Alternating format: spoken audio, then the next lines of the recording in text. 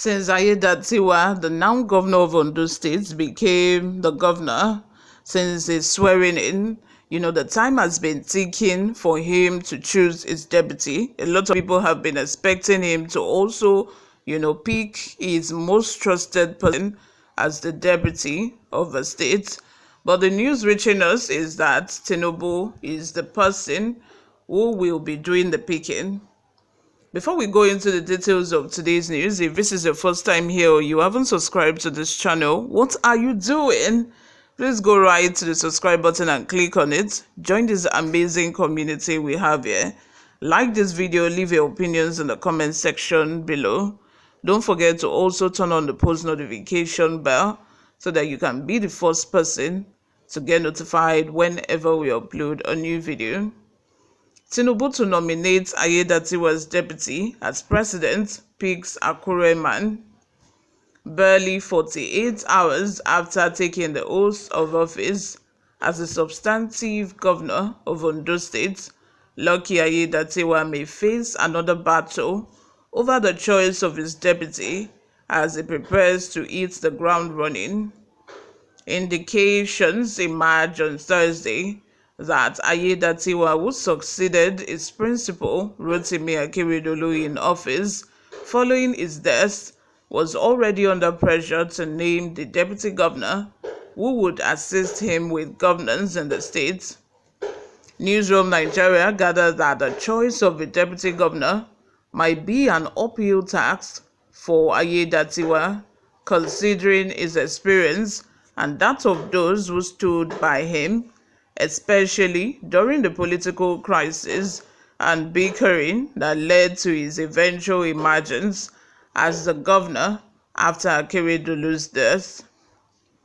As the hot race began, impeccable sources revealed that Aiyedatiwa, who is still keeping his cards to his chest, might likely pick his deputy from the remaining members of a cabinet who are loyal to his cause during the move orchestrated by lawmakers of the assembly to remove him from office.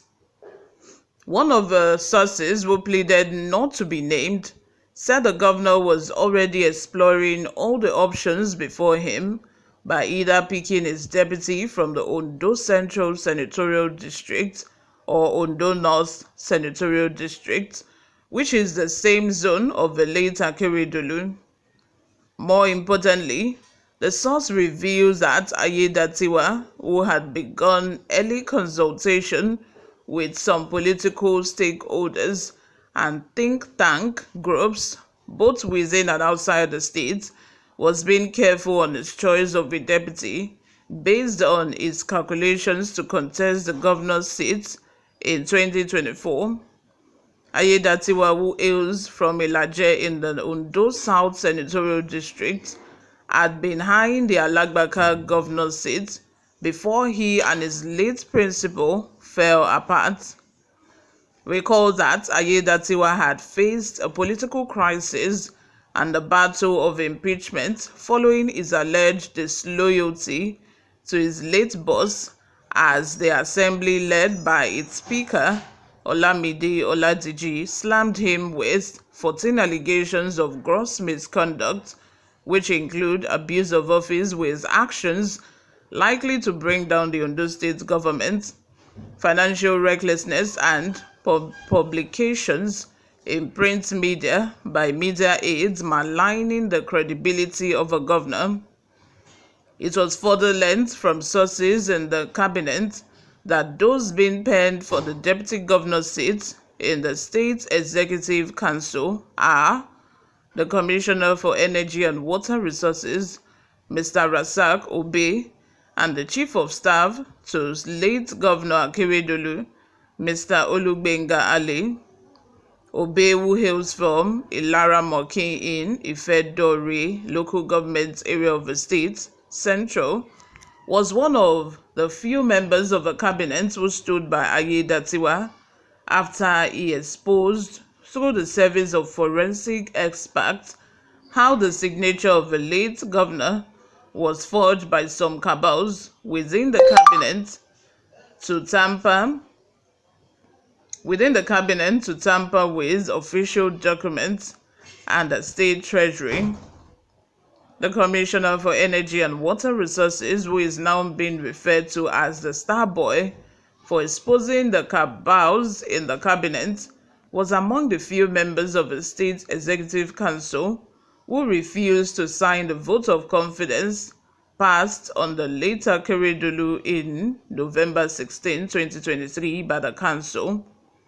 Ali, who is from Owo North, the same town with late Governor Akure, is the current chief of staff allegedly sidelined by the kitchen cabinet of Akure, who also accused him of disloyalty to his former boss after falling sick and refused to quickly hand over government while still on sickbed. Already, those pushing for Ali as the deputy governor of the state claim that the political equation in the state would still be balanced and serve as a compensation for Akere, who could not complete his tenure before he died. But as the chess game over the deputy governor's seat began, an insider in the government told Newsroom Nigeria that President Bola Tinubu, who had long been showing interest in the politics of the state and already waded in over who deputizes Aiyedatiwa. The influence, according to the insider, came up on Thursday when Tinubu summoned Aiyedatiwa to a late private meeting at the president's Ikoyi residence in Lagos, where the race for the deputy governor's seat was extensively discussed. He revealed that the president, although frowned at some actions of Aiyedatiwa shortly after the demise of Akere, noted that the shopping for his deputy should not create another political crisis in the state. The shopping for who becomes the deputy governor obviously has begun, but President Tinubu has intervened now by summoning Aiyedatiwa to a private meeting yesterday, Thursday night, in Lagos. The names rumored in the state are outside the cards of Tinubu.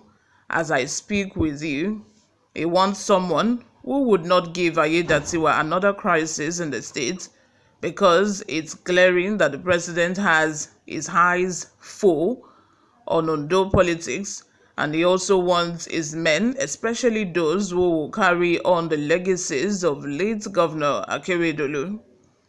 Don't forget how the president penned his tribute to condole the family of Akere over his shocking death a few days ago. He actually has Akere in his heart, considering how the former governor stood tall and fought gallantly when the ruling APC was also shopping for its presidential candidates in the presidential election, he said. As the people await the choice of Aiyedatiwa's deputy, Newsroom Nigeria's findings further show that the leadership of All Progressive Congress (APC) might be planning to settle down for Ifedayo Abegunde, the Executive Director, Corporate Affairs, on the board of the Niger Delta Development Commission (NDDC), recently appointed by President. Abegunde hails from Akure. Abegunde, popularly known as Abena, was secretary to the state government (SSG) during Akeredolu's first term in office. He, however, fell out with the former governor shortly after the primary and was not retained in office in its second term.